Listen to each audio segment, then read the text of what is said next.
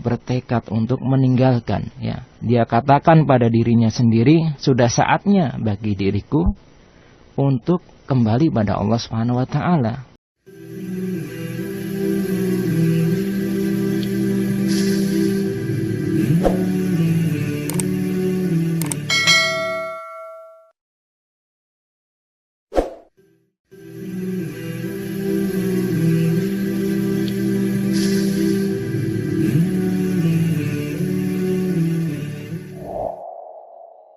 Pendengar, insyaallah dirahmati Allah Subhanahu wa taala dimanapun Anda kini berada, sudah seharusnya bagi kita untuk berbekal agar diri kita senantiasa dekat dengan Al-Quran.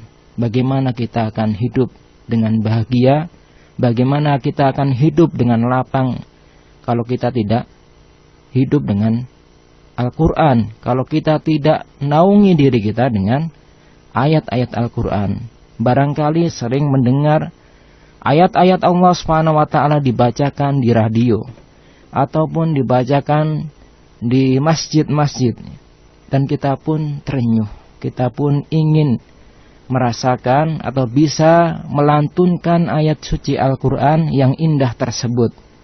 Kita pun kagum, ya, kagum dengan bacaan ayat suci Al-Quran tersebut, dan suka bahkan berusaha untuk menirunya.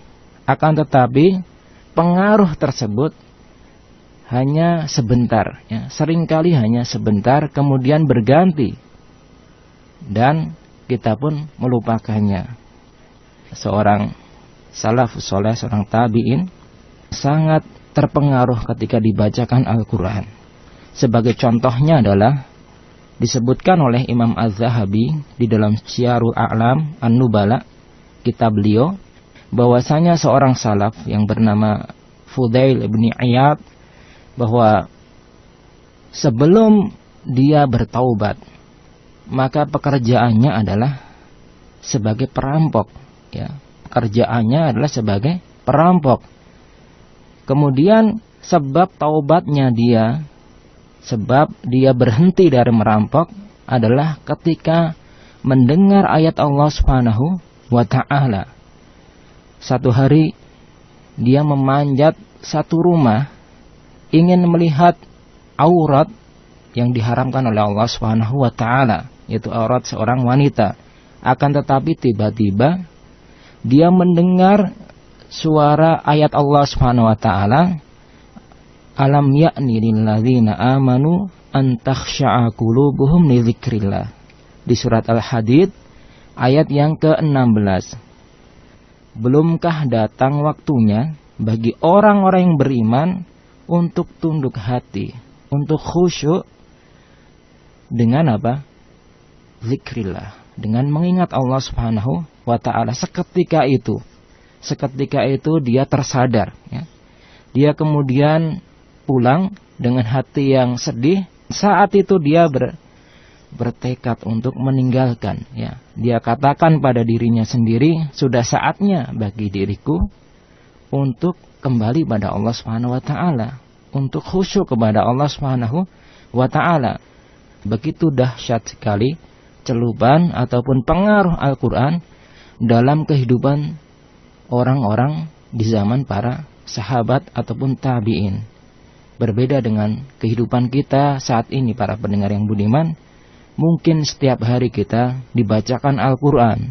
Barangkali kita setiap saat mendengarkan Al-Quran atau bahkan kita membacanya. Akan tetapi belum sampai menggetarkan diri kita, membuat kita kembali kepada Allah Subhanahu wa ta'ala. Belum sampai membuat diri kita bertaubat kepada Allah Subhanahu wa ta'ala. Banyak sekali kisah yang sahih yang disebutkan para ulama.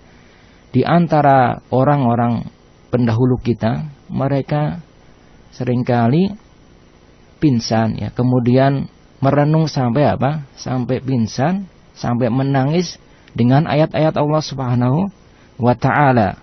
Banyak sekali di antara kaum muslimin yang ketika mendengarkan Al-Quran biasa saja, akan tetapi ketika disetel dengan apa? Dengan lagu-lagu, ya, dengan nyanyian-nyanyian, langsung menangis, ya. Bahkan hatinya bergetar, melebihi dia mendengarkan Al-Quran. Ada apa sebenarnya dengan hati kita? Kenapa kita tidak tersentuh dengan bacaan Al-Quran? Ada apa dengan telinga kita, ya? Apakah senantiasa berbuat dosa ataukah kita sendiri memalingkan dari Al-Quran? Banyak sekali yang harus harus kita evaluasi. Mudah-mudahan kita benar-benar menjadikan hidup kita berada di dalam naungan Al-Quran. Kita akan mendapatkan kebahagiaan di dunia dan di akhirat.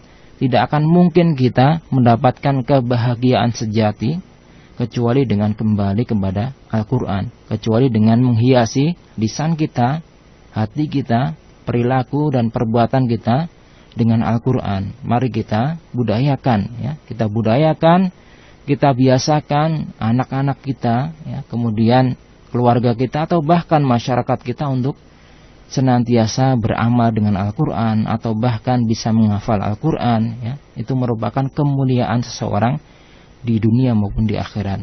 Demikian para pendengar yang budiman, mudah-mudahan bisa bermanfaat. Wallahu a'lam bishawab.